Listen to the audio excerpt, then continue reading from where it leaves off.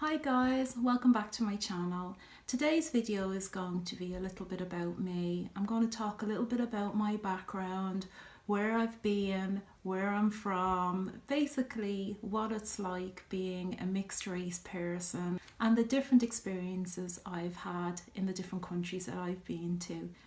So if you're interested in finding out a little bit more about me, stay tuned.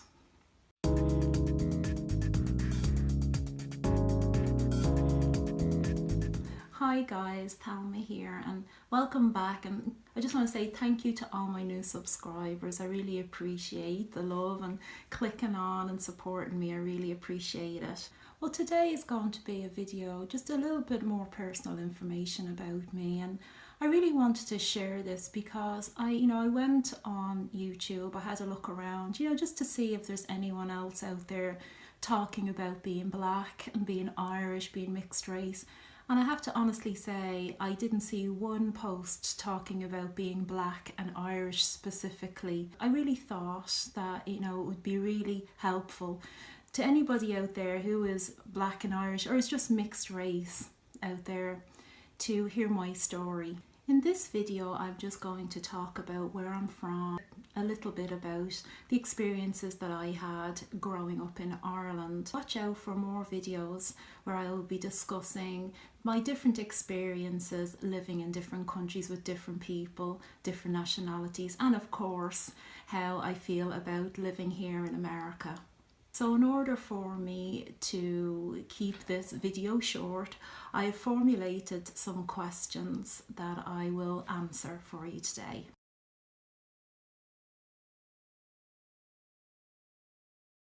So my first question is, what is your ethnic background? Well, my ethnic background is that I am half white, Irish, and I am half black, Nigerian. That's my ethnic background.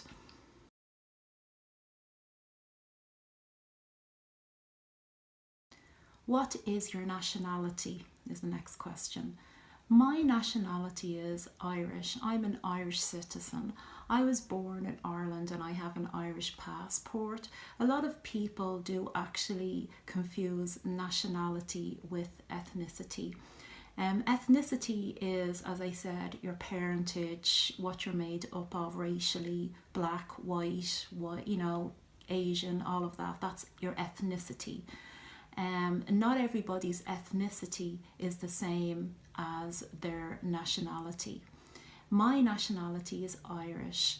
Irish people are generally seen as white people, and my nationality is Irish, and I have an Irish passport.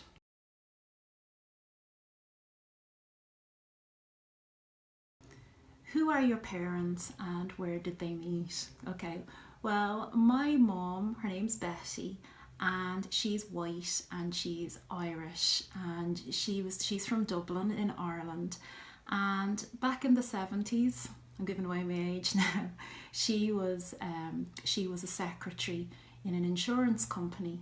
And my dad, Edward, who has passed away the last few years, he was a student from Nigeria, and he was actually studying in Dublin to become an aeronautical engineer. And he met my mum, I think he met her at a club.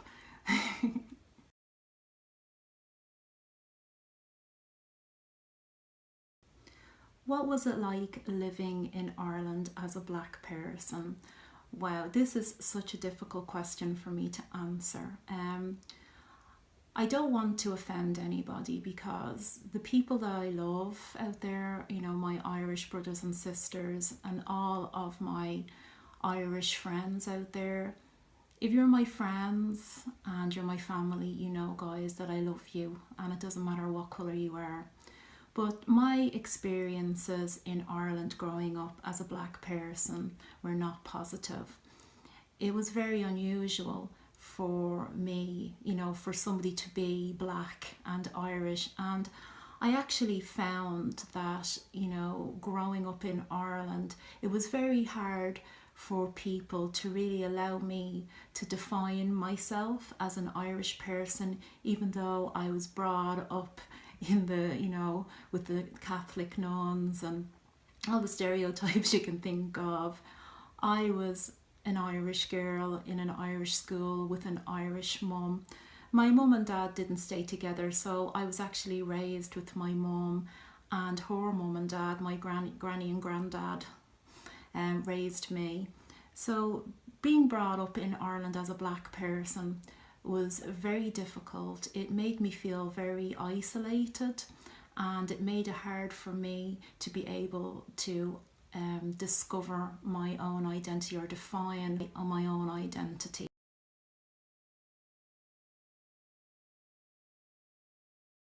Did you ever experience racism in Ireland, and what was your first experience? Yes, I did experience racism in Ireland, I have to say. My very first experience, it's quite a difficult one to talk about, but my very first experience was when I was about my daughter's age, say about 3 or 4. And I remember, you know, playing with the little kids on the street before this, and just being, you know, a very popular kid, you know, hanging out with my little friends, you know, on our street. But I remember one day, I don't know, you know, how somebody just realised that I was different, coloured, that we used to call people like me back then. I remember one day, a whole group of kids, must have been about 20 kids, got together in a group and kind of stood in front of my mum's house and all ganged up on me in front of my mum's house and started to chant slur, you know, racial slurs at me. And I even remember my little feet and my white socks. These are the little flashbacks that I have, hiding and, you know, not understanding why people were calling me nigger and, you know, ape and all of these horrible words that I'd never heard of before.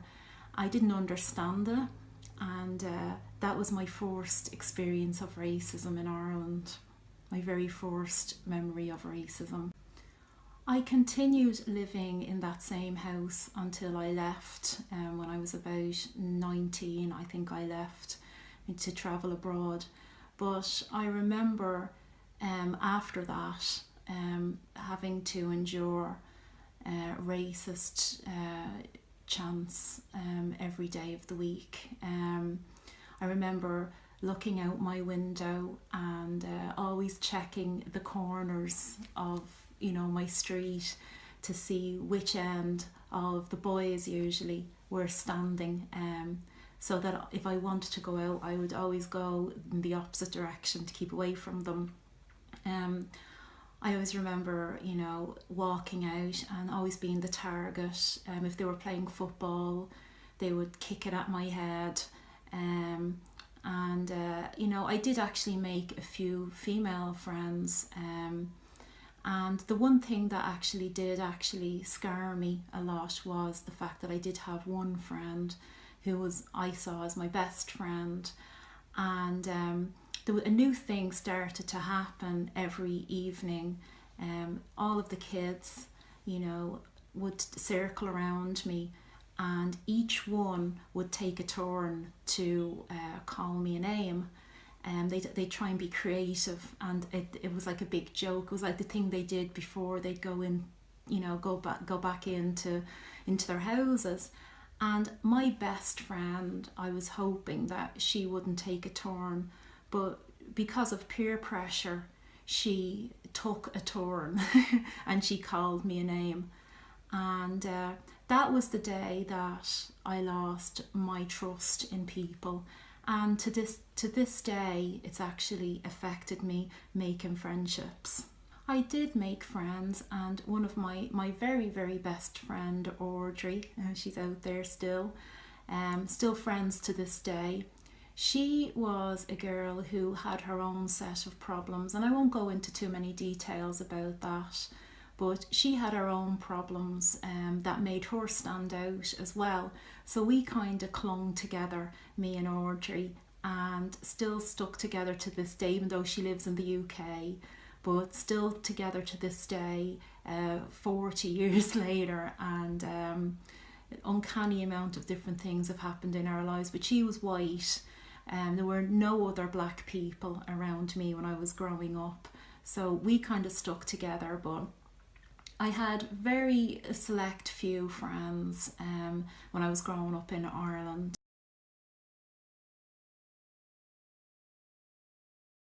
So the next question is, why did you leave Ireland?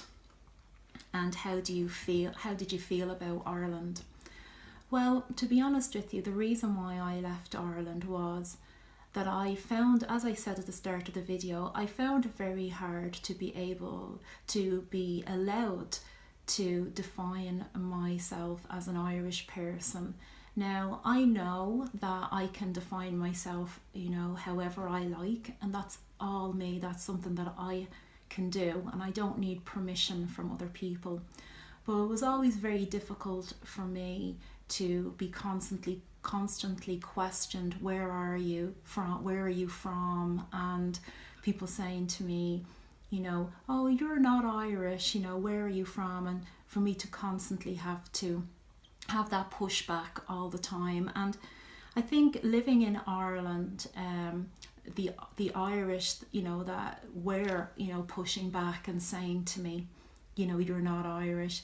I think that they were very precious about what they thought Irish looked like. And I think they were quite offended that I would even, dare or have the audacity to say that I was an Irish person too. I don't know, I imagine that is racist, because maybe if I had have been half Spanish and half Irish, or half Scottish and half Irish, they may have allowed me to just say I was Irish if I looked more white. But I obviously didn't look like them, so they just saw me as this, interesting foreigner that kind of needed to be feared a little bit, and kind of treated me with a little bit of suspicion.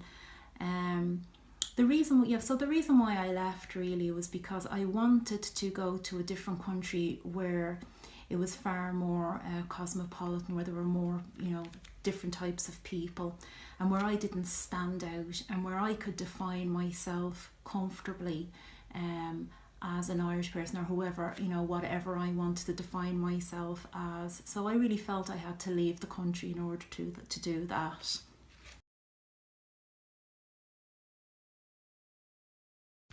How do you feel about the Irish today? Well, to be honest with you, obviously I am half Irish. I am Irish. I have an Irish nationality. I was brought up in the Irish culture. I have the Irish accent, of course. How I feel about the Irish myself, I did have a lot of anger when I left.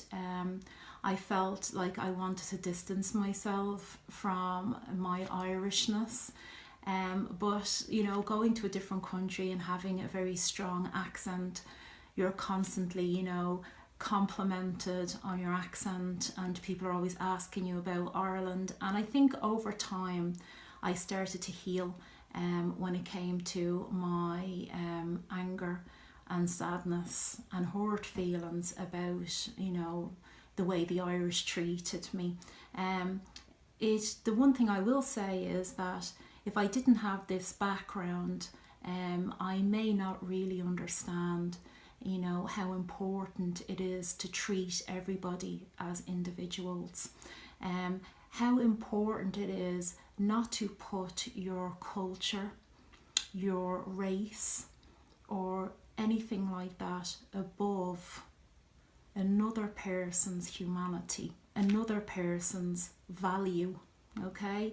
And I think that if I didn't have this background of being a mixed race person who did suffer racism, I would find it harder to really empathise with people of different cultures. And I feel thankful that I feel lucky as well that I'm in a situation where I can, experience different people and not feel like I have to stay within one box or another box.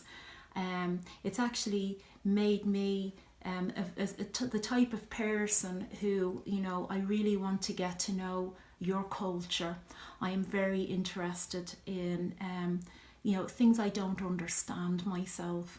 The thing in your culture that I don't understand, I am intrigued. You know, I am intrigued. I want to know more about you. So when I go to these different countries that I've lived in, I'm also always so very, very much intrigued by the culture and the people. And it makes it hard for me to really understand fear of the other, which is something that I'm noticing a lot in, you know, the people that live around me. I've always been the opposite. I've always been extremely interested in that other person that isn't like me, or who, you know, doesn't have the same culture as me. So I think, you know, being a mixed race person has left me so, you know, that I can't be racist for me. You know, I know there are people out there with a totally different perspective than this, but for me, I can't be racist. I can't justify it. I don't want it in my life, and I don't really understand why people are racist. I really don't understand it. So guys, if you hung on till the end, I really appreciate it. I hope this was interesting to you, and I really would love if it was to open up a discussion. So, you know, feel free to comment below, and, you know, I will answer every question, you know, that you ask me. This video is the first video that I will be doing, just talking about, you know, my experiences, my opinions, and, you know, my experiences, you know, as a mixed race woman, who's Irish and Nigerian specifically, living in different countries, and how I was received, and, you know, my take on that. My next video that I'm going to do is I'm going to talk about my experiences when I lived in Amsterdam. So I actually lived in Amsterdam for 7 years. So if you're interested in, you know, more about my travels and my life, please come back and see me again. Okay, so guys, thanks so much, and like, subscribe and all that jazz, as I always say. And thank you so much, and take care. Bye.